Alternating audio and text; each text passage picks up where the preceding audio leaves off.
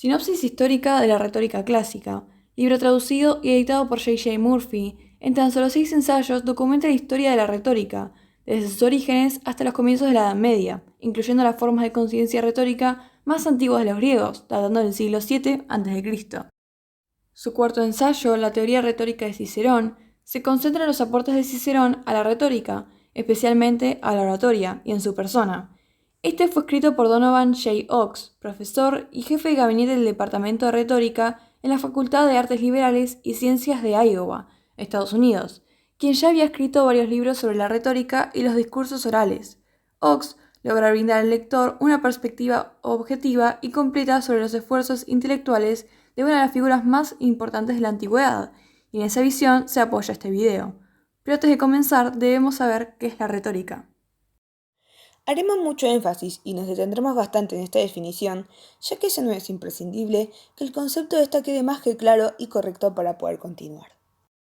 La retórica, por dar una definición simple y fácil de la comprensión, es aquel arte o técnica especializada en el estudio del habla y la escritura con elocuencia y corrección, utilizando un lenguaje culto y dando el poder al orador, que es la persona la cual ejerce o estudia este arte, de efectuar a gusto sus enunciados con el exceso de emoción o la carencia de esta.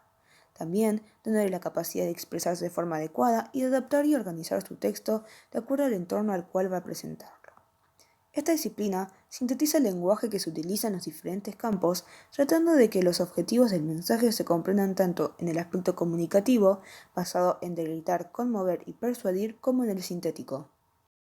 Estos objetivos son de suma importancia, o por lo menos lo eran para los griegos, quienes fueron los legítimos creadores de este arte con el fin de intervenir y participar en la vida pública y en la política. Y sí, por más obvio que suene, los romanos no crearon esta técnica. Estos sofistas pensaban que la finalidad del mensaje no solo se trataba de transmitir la idea o el concepto del cual se debatía o planteaba, sino que éste debía presentar una construcción discursiva, un enriquecimiento del mensaje, un uso completo de los recursos del lenguaje y muchos otros recursos y condicionantes más que completen y refuercen el concepto, la ideología o simplemente la enseñanza que el hablante intentaba manifestar. Los comienzos de esta disciplina en una ciudad como Roma se debieron a la expansión realizada por la misma hacia los territorios del este durante el siglo II a.C. El descubrimiento de los griegos, su cultura, su educación, su historia y su sociedad impactaron negativamente en los romanos, generando que estos comiencen a competir y a duplicar su sabiduría en campos como lo religioso, lo histórico, lo musical y lo educativo, entre otros. A base de esto, los romanos comenzaron a implementar la educación helenística, basada en la enseñanza de saberes a través de profesores, los cuales cada uno era experto en una materia, cambiando la forma de educación que se llevaba a cabo hasta entonces. Para el siglo I a.C., el modo de enseñanza se había modificado por completo, suscitando un nuevo estudio básico de la gramática en niveles tales como la educación inicial, dejando para niveles más avanzados el estudio de la literatura e implementando la enseñanza de la disciplina de la retórica en los niveles primarios. En años superiores para la enseñanza de la retórica, los gramáticos utilizaban la progimnásmata, ejercicios escritos y orales, para hacer trabajar a sus alumnos. Esto se hacía con el objetivo de que al final de sus estudios los alumnos tuvieran las habilidades necesarias para ejecutar la tesis, inspiradas en la comparación de una cosa con otra e implementadas con temas atractivos como la dicción, y que contribuían al mejoramiento de la oratoria tanto deliberativa como judicial. Para la finalización de la preparación de los futuros abogados, se les proporcionaba a estos la práctica en el arte del hablar a favor o en contra de una ley, sin mencionar que se les enseñaba a analizar la legislación en aspectos de justicia, efectos y convivencia y posibilidad de cumplimiento, entre muchos otros. Marco Tulio Cicerón nació en una familia de clase alta cerca de Arpino, una pequeña ciudad italiana, y fue un orador en ejercicio y un teórico de la retórica. En sus años de juventud, por temas de educación sobre derecho, su hermano y él fueron a Roma, donde, estudiando con mucho esfuerzo, logró llegar a ser miembro de la orden ecuestre en el 106 a.C. En sus años de estudio, Cicerón aprendió en qué consistía el arte de la oratoria, definiendo a esta en 5 requisitos fundamentales: invención, ordenación, estilo, memoria y pronunciación, de los cuales hablaremos más adelante. ¿Qué fue lo que aportó Cicerón en la retórica? Ya llegaremos a eso, pero antes veamos un poco de quién fue esta figura histórica. Desde su nacimiento se esperaba mucho de Cicerón. Se cuenta que su nodriza tuvo una visión, producto del delirio y por quimera, en la que se le anunció que criaba un gran bien para todos los romanos. Y no se contradijo, ya que desde muy pequeño Cicerón sobresalió ya por su ingenio y adquirió nombre y fama entre sus iguales, tanto que los padres de estos iban a la escuela deseosos de conocerlo de vista y hacían conversación de su admirable prontitud y capacidad para las letras. Era muy apasionado a la poesía, pues ya tenía poemas dedicados a Poncio Glauco en tetrámetros. Cicerón se formó en la escuela de Filón, que era de la secta de los académicos. También hizo el servicio militar en el año 89 a.C., bajo las órdenes de Sila. A sus 25 años comenzó su carrera pública como abogado, donde ganó bastante experiencia defendiendo a gente del dictador romano Mario. A Cicerón lo consideraban un homo novus en la política romana, lo que significa que él no tenía ascendientes que hubieran alcanzado el rango senatorial. Pinapolo explicó que los homo novus solo podían asentar su capacidad y darse a conocer por sus habilidades retóricas. Como no eran senadores, tenían como única oportunidad los vidicia publica. Con la oratoria judicial, Cicerón llegó a la cuestura en el 75, fue edil en el 69 y pretor en el 66. Pasó 2 años viajando por Asia Menor, aunque los motivos de este viaje aún son desconocidos. De los oradores de Asia, oyó a Genocles de Adramito, a Dionisio de Magnesia y a Menipio de Caria, y en Rodas al orador Apolonio Molón y al filósofo Posidonio. A pesar de este viaje, en el año 81 a.C., volvió a estudiar la retórica en el magistrado del Tribunal Supremo. Al ganar poder, Cicerón perdió el apoyo del pueblo y, por esta razón, termina dedicándose a la escritura. Su vida termina en el año 43 a.C., cuando es asesinado por orden de Marco Antonio. Sin embargo, nos enteramos que es recordado por el emperador Augusto cuando le explica a su nieto quién había sido Cicerón, utilizando la cita: «Fue un gran orador, hijo mío, un gran orador y uno que amó bien a su país». Algunas de las obras más notables que escribió Cicerón fueron De Republica, De Legibus, De Officis, De Invendione y Las Catilinarias. Como pudimos ver, Cicerón a lo largo de su vida engrandeció la cultura de la sociedad romana con sus conocimientos. Una de las áreas a las que más aportó fue la oratoria. ¿Pero qué es? La retórica es la teoría. En cambio, la oratoria se basa en el arte del hablar en público, siguiendo un patrón determinado de reglas y principios que permitan la clara exposición del tema a tratar. Es decir, la oratoria es la aplicación de la teoría retórica en un discurso concreto.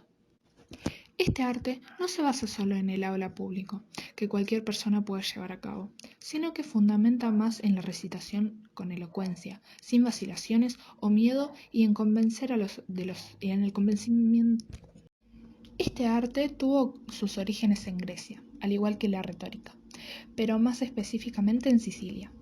El mismo Sócrates creó la primera escuela dedicada a este estudio, y también fue quien le dio sentido a la palabra orador, definiendo a esta como el hombre instruido que garantiza el progreso del Estado, dada así por su antiguo uso que se le daba a esta materia, fundamentalmente político e indicador de prestigio. Una vez definidos estos dos conceptos, la retórica y la oratoria, y ya hablado sobre quién fue Cicerón, nos parece adecuado, ahora sí, mencionar algunos de sus aportes tanto teóricos como literarios a estas disciplinas. En la teoría del discurso oral de Cicerón del arte de la oratoria fue dividido en los 5 requisitos más relevantes de este estudio que los oradores debían poseer y que son los siguientes. Invención. Proviene de llegar a o encontrar. Refiere a la habilidad del orador en el estudio de los hechos, las fuentes y pruebas del suceso. A estas pruebas se las denomina materiales no artísticos.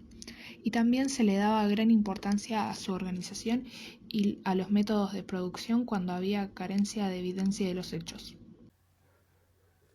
Es, como refiere la misma palabra, la forma de organización del discurso, que contaba con un número fijo de partes y que cada una tenía una función determinada, que será explicada a continuación. Primero, nos encontramos con Exordium, una pequeña introducción del tema, la cual tiene como objetivo ganar la atención del oyente. Luego, seguimos con Narratio, el cual es el enunciado del caso en líneas generales. Partitio, o también denominado Divisio, es el nombramiento de los puntos a debatir. Confirmatio se basa en los argumentos constructivos en relación a lo tratado. En Refutatio se presentan los argumentos que cumplen la función de respuesta y defensa al contrincante, y donde también se rechazan las acusaciones de éste. Y por último, nos encontramos con Peroratio, el cual se basa en el sumario, la conclusión y la petición final clara y concisa que funciona como cierre. El estilo se basa en la prosa rítmica, buscada afanosamente en todas las escuelas romanas de la retórica, y es que este no tiene que ver solo con el adorno del lenguaje. En este recurso se evitaba completamente la utilización del hiato, la yuxtaposición de las consonantes iguales, las rimas y las repeticiones excesivas, ya que se preferían las oraciones periódicas e incluso se ordenaban para que la última sílaba de la oración fuera acentuada. Las oraciones debían contar con estas 4 características: claridad, belleza estilística, propiedad y corrección. La memoria se basa principalmente en la retención tanto del orden de los argumentos como también de lo esencial de cada prueba a partir de la implementación de la asociación visual. Y por más que algunos oradores escribían sus discursos de un modo completo y otros hablaban improvisadamente, todos cumplían con esta memorización. Por lo tanto, el orador siempre debía inventarse un dispositivo práctico y memotécnico. Como último requisito, nos encontramos a la pronunciación o también denominada actio. Esta no solo se basa en la pronunciación como tal, sino que, según Cicerón, iba mucho más allá, y en ella llegaban a influir factores como los gestos, los movimientos, las articulaciones o las expresiones del rostro. En líneas generales, repercute en esta todo aquel lenguaje no verbal explícito que puede modificar inconscientemente en las perspectivas, las opiniones y los criterios de los oyentes. Sobre la conexión entre la filosofía y la retórica, se puede notar que con Cicerón se unen las 2 disciplinas que se habían separado desde Sócrates y los sofistas, puesto que, desde la perspectiva del filósofo, la filosofía busca la verdad, la esencia, mientras que los sofistas se mueven en la esfera de la opinión, la apariencia. Cicerón deseaba que la retórica fuera un sistema de cultura general, sin embargo, esta meta no era original, y Sócrates, años atrás, había afirmado lo mismo. Cicerón contribuyó a la teoría del discurso oral. Él consideraba que el orador debe tener una buena presencia intelectual. Rechazaba la superficialidad de los oradores que dependían solo de la dicción perfecta y el vocabulario elegante, pero que carecían de contenido. El ideal ciceroniano de orador era el de un hombre filósofo, estadista e instruido, capaz de hablar sobre cualquier tema de forma elocuente y sabia, con una actuación del discurso moderada y digna, y que, al mismo tiempo, utilizara la retórica para moldear la opinión de la gente.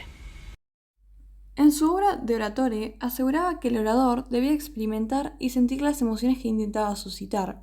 El ingenio y el humor se consideraban armas imprescindibles en el abogado, y afirmaciones como las que hacía acerca del ritmo en prosa, aunque un tanto imprecisas, permitían y permiten efectivamente que el lector aprecie, al menos en parte, la validez de la corrección meticulosa para que el discurso tenga éxito. De hecho, en una carta a su amigo Ático, le escribió su ideal de orador, y cito: "El perfecto orador necesitará conocer la ley civil y la historia. Debe tener sentido del humor y penetración psicológica que le permitan enojar o conmover al juez. Debe ser capaz de pasar de lo particular a lo general, ver en cada caso individual la aplicación de la ley universal. Debe acomodar sus discursos a las ocasiones y a las personas. Sus comienzos deben estar llenos de tacto, los enunciados de los hechos claros, sus pruebas convincentes, sus refutaciones mordaces y sus perforaciones vehementes".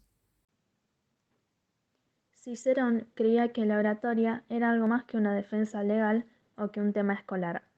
De acuerdo con él, la oratoria era la forma más excelsa de actividad intelectual, un instrumento indispensable para el bienestar del Estado. Asimismo, también relacionó las tres funciones del orador con los tres niveles de estilo.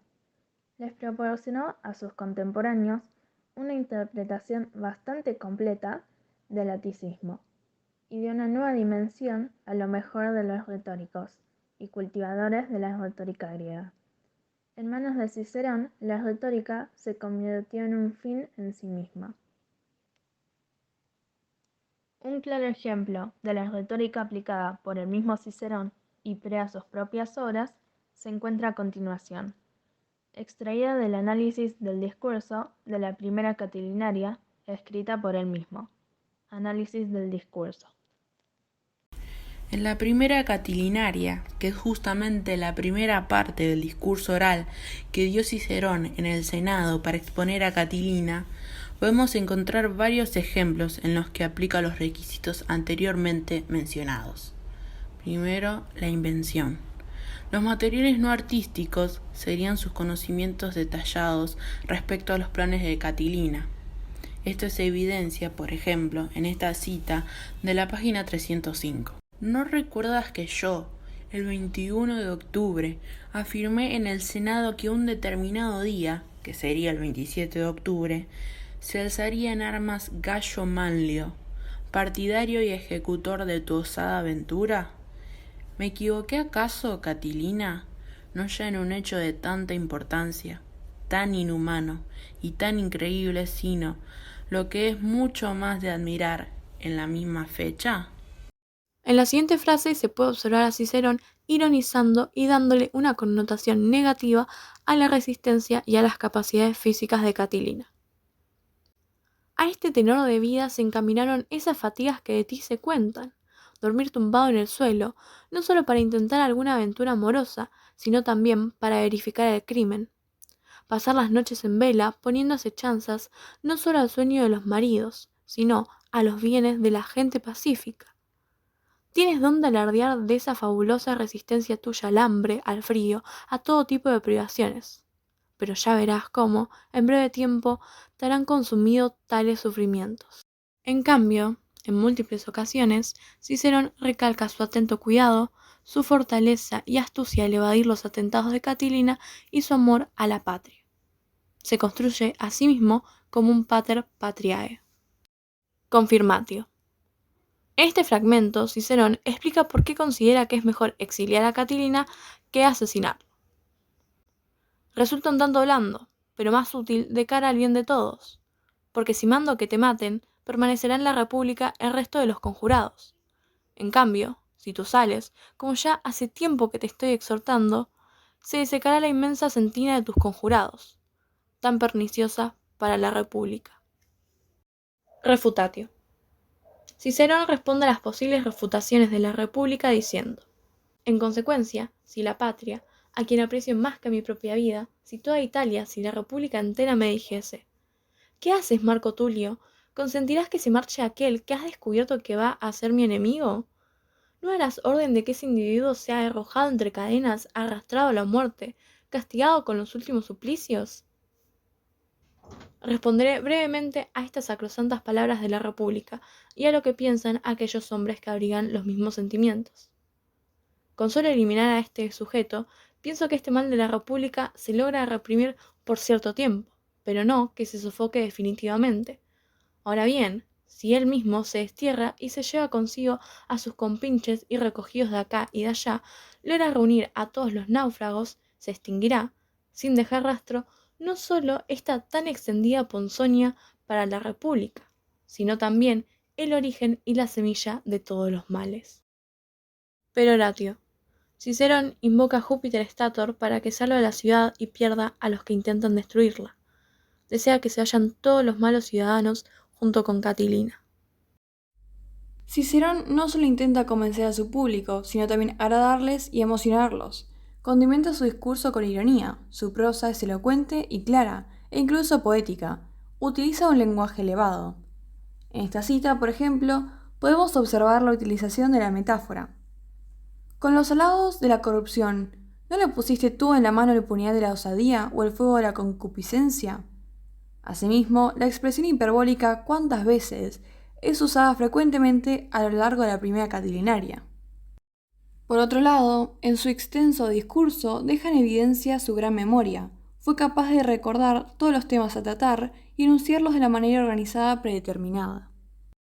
Hablando de la pronunciación, un ejemplo del uso del lenguaje no verbal de Cicerón es: debemos estar inmensamente agradecidos a los dioses y a este mismo Júpiter Stator. Cicerón, al decir estas palabras, se vuelve con gesto oratorio hacia la estatua del dios en cuyo templo se celebraba la sesión del Senado. La contribución ciceroniana fue una de las más importantes para la historia de la retórica. Dentro de las tantas contribuciones de Cicerón, podemos hallar la famosa trilogía formada por De Oratore, escrita en el 55 a.C., Brutus, en el 45 a.C., y Orator, redactada en el 46 a.C. Brutus es el comprendido histórico en el que se le ve a Cicerón, interlocutor principal, como modelo que encarnará el ideal oratorio. En forma de diálogo toman la palabra Cicerón, Ático y Bruto. Trata sobre el arte oratorio en Roma y esboza un panorama general de la elocuencia pre-ciceroniana. Entre los antecesores de Cicerón figuran la mayoría de los políticos principales de la Roma republicana, quienes, como es sabido, fueron grandes oradores. Sobresalen de manera especial Escipio Emiliano, Gayo Lelio, Servio Supulcio Galba, Cecilio Metelo Macedonio, Tiberio y Cayo Graco. Más tarde, Marco Antonio y Licinio Craso. De Oratore ofrece una imagen de la perfección oratoria centrada en la formación intelectual del orador. Este libro, según la mayoría de críticos y distinguidos, es la obra maestra de la retórica ciceroniana. Está redactada en forma de diálogo y sus interlocutores principales son Licinio Craso y Marco Antonio.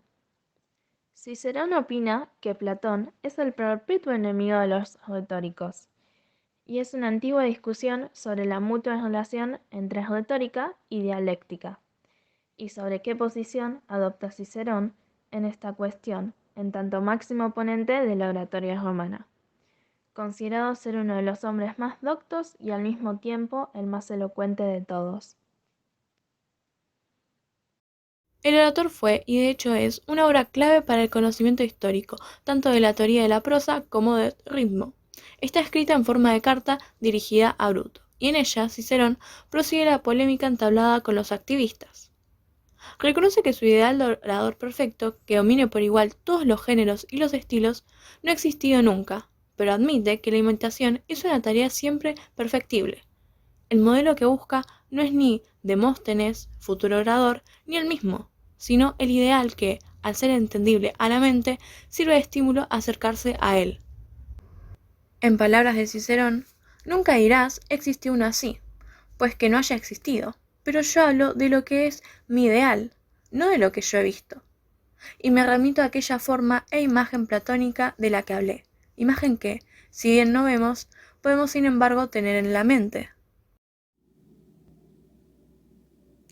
Para cerrar el tema de su trilogía sobre la retórica, queremos aclarar que, al seguir la data de los tratados ciceronianos de retórica, se puede notar una clara evolución en los intereses del propio Cicerón. En el De Oratore, Cicerón es magister. Nos enseña cuál debe ser la vocación del orador, cómo debe desenvolverse para inventar, ordenar y redactar sus discursos.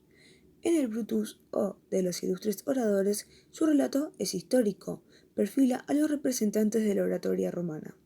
Y, en el Orator, es crítico en busca de un ideal artístico y la idea platónica. Y buscando citas, encontramos que Cicerón expresa varias veces su propósito repitiendo: como dije más arriba, quiero ser un crítico, no un maestro. Pero, puesto que yo no busco un orador al que instruir, sino un orador al que aprobar. Con esto, concluimos cómo aparece en evolución de maestro a historiador y de historiador a crítico, y emprende la búsqueda del modelo de orador y de hombre elocuente.